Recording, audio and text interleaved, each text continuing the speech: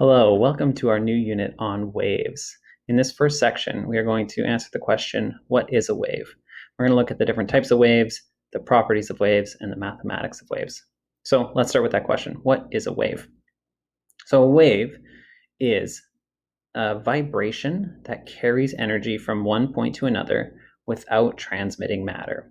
Now, that's an important aspect in that if we imagine a wave, something going up and down, it's traveling side to side, you might think to yourself that, oh, well, if it's moving up and down, but it's moving side to side, all of that stuff is moving.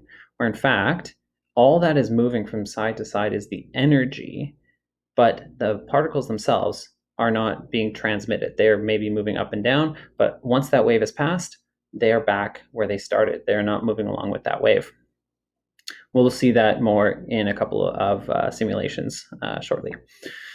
Now, most kinds of waves require a medium, which is some sort of material or some sort of matter to travel through. But there is one important exception, which are electromagnetic waves. You may have heard of these before. They are radio waves, they're microwaves, infrared, the visible light,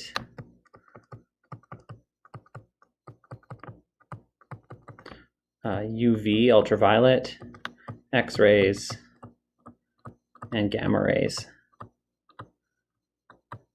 These are the types of waves that do not require a medium to travel through. They could travel in a vacuum, they could travel, but they can also travel through matter, but do not require it. So there are two different ways for waves to propagate, meaning for them to travel. You can either have linear propagation or circular propagation. Linear propagation means that the direction of propagation, the direction that the waves travel, is perpendicular to the wave front.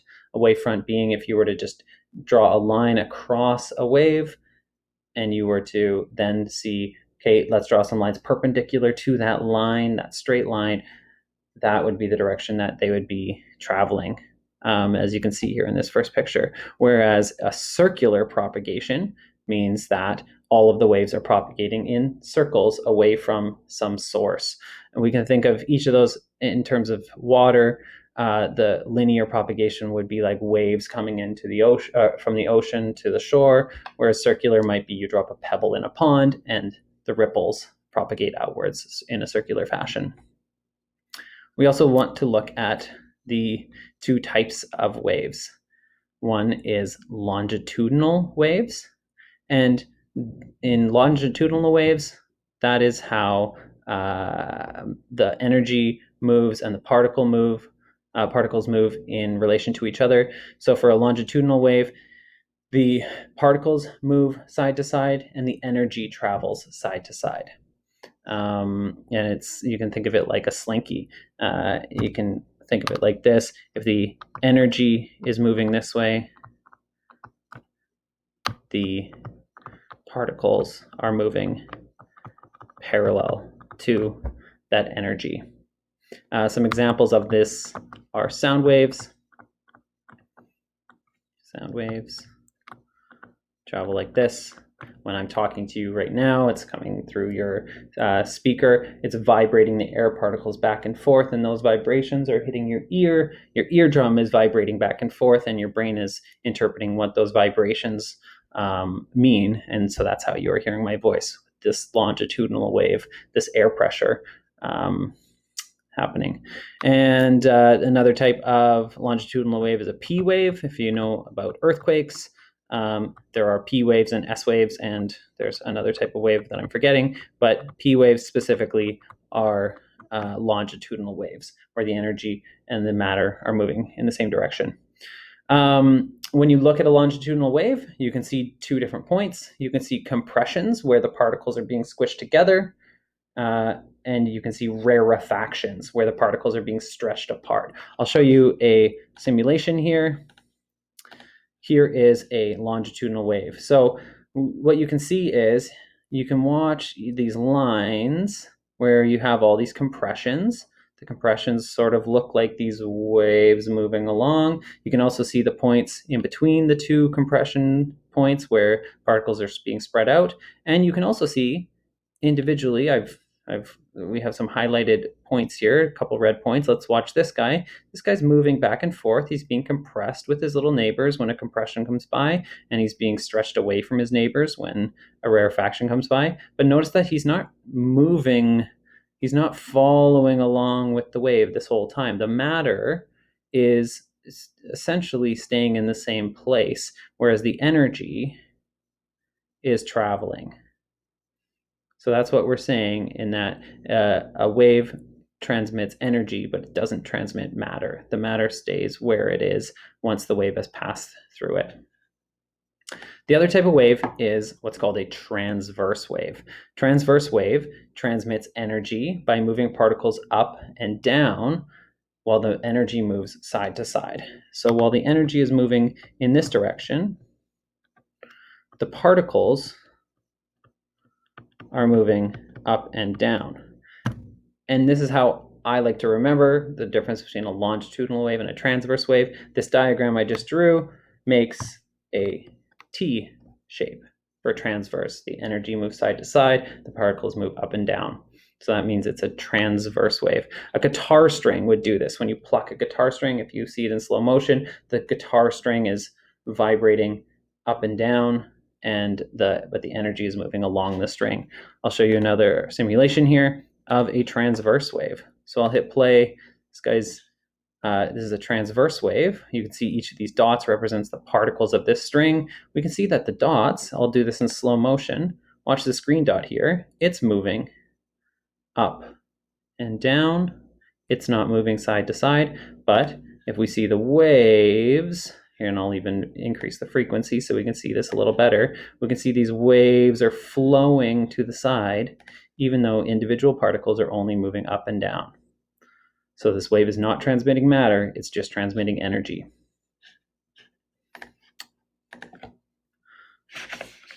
All right, so let's talk about some properties of waves. There are a few different parts of the wave that we need to understand. First off, there are crests and troughs. Crests are the top part of the waves, like you're cresting a mountain, or the crest of a wave, if you're thinking in terms of ocean waves. And a trough may be a word that you haven't seen before, at least not in this context, but maybe you think of a pig trough. It's sort of this valley, this thing that can hold something. So crests are at the top of the wave, troughs are at the bottom. And the wave's amplitude is measured from this. Well, we have a couple names for this. This is either equilibrium, a term you've heard before, or sometimes it's just called the center line. And so if we were to measure from the center line or equilibrium up to a peak, that would be the amplitude of the wave. We'd get the exact same measurement if we measured from equilibrium down to a trough. The amplitude is simply the half of the total height of the wave from trough to crest. We also might be interested in finding out the wavelength. How long is this wave? A wavelength is simply the distance of one full cycle. Whether we're going to go from, you pick one point on a wave and you follow that wave until you get to an identical point on the next wave. So whether that is from the crest to the next crest, from the trough to the next trough, or from somewhere on the equilibrium line, and you go all the way through a full cycle until you get to the same point. The easiest ones to measure from are crest to crest or trough to trough, so that you don't accidentally say, here I am at equilibrium and I'm going to go down and up and I'm back at equilibrium. That's actually only half a wavelength. You have to go all the way through a full cycle to get back to measure the wavelength. So instead, the easier points are to measure from crest to crest. This is a wavelength, or from trough to trough. This is a wavelength. Okay. Now, in terms of the material that the wave is traveling through, whether it is water, a string, whether it's a guitar string versus a string made out of fabric or something like that. The medium of the wave, that affects how quickly the wave will travel through it. The medium and only the medium will affect this. It doesn't matter what the frequency, wavelength, velocity, the period, these terms that we'll define shortly, it doesn't matter what those are, only what the material is that the wave is traveling through will affect how quickly that wave travels. And in general, the more dense a medium, the slower the wave will travel through it. And lastly, before we get to some examples, are the mathematics of waves. So here are some quantities that we need to define, and we'll see how they're related to each other. So first off, wavelength, as we talked about, it's the length of one complete cycle. We get a symbol for this. It's a Greek symbol, lambda. It looks like a little upside down Y. And the units for wavelength, it's the length, would be in meters or centimeters or some unit of length. Meters would be our SI unit. The velocity, or if we're talking about this in terms of waves, the wave speed. This is how fast a wave moves. If you were to pick a certain point on a wave and were to track maybe how fast that peak is traveling from side to side, showing you in this simulation here, if we were to see how quickly is this peak traveling, if we were to see how many meters per second is it traveling, what's the distance it travels in how much time, that's the wave speed.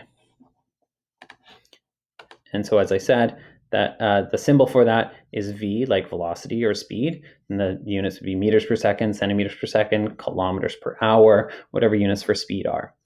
Then we have two terms that are related to each other, period and frequency.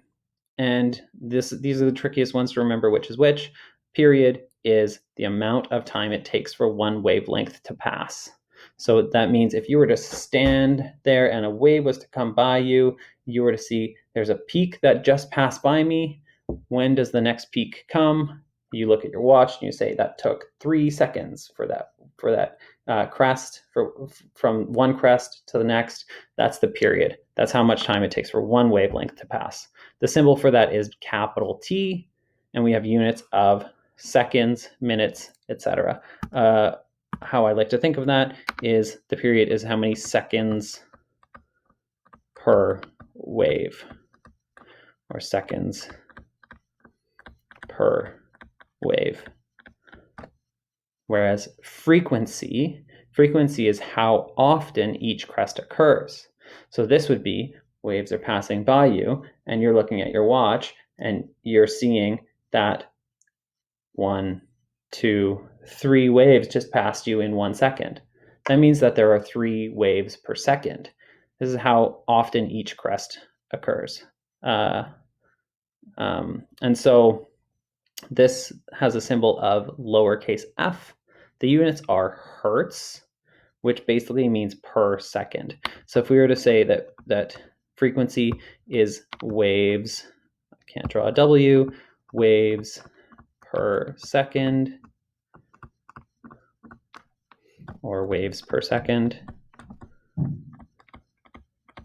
just to write it out, hertz is 1 over seconds. We don't actually write the waves. Waves isn't a unit. It's just a physical quantity. You might see it written as this, seconds to the -1, saying it's the inverse of seconds. And this is defined as hertz. You could also have kilohertz, megahertz. You could have picohertz. You can stick any metric prefix in front of hertz. H-E-R-T-Z is hertz. And there is a relationship between frequency and period. They have a reciprocal relationship. If period is the amount of time for one wavelength to pass and frequency is how many waves per second, they are just inverses of each other. So the period is simply 1 over the frequency, and the frequency is 1 over the period. And so let's do some examples. Getting onto wave speed and how that is related to these other quantities, to wavelength and to frequency and to period. So if we look at the basic velocity formula that we remember from kinematics. Velocity or speed is distance over time. For waves, distance is the wavelength and time is the period, because period is how long it takes one wavelength to pass. If we combine those, we get a little equation here that says the wave speed is equal to the wavelength over the period. We can also write that in a slightly different way, and this is the way that it's written, called the universal wave equation. Instead of writing lambda over t for the period, saying that frequency is 1 over the period, we say the wave speed is lambda f, f being 1 over t. This is our universal wave equation, that the velocity of a wave, the wave speed, is equal to the wavelength times the frequency. So let's do some examples now. So 3 examples here. The first one says that 5 waves wash up on a shore in 60 seconds. Determine the period and the frequency. So for period is how many seconds per wave.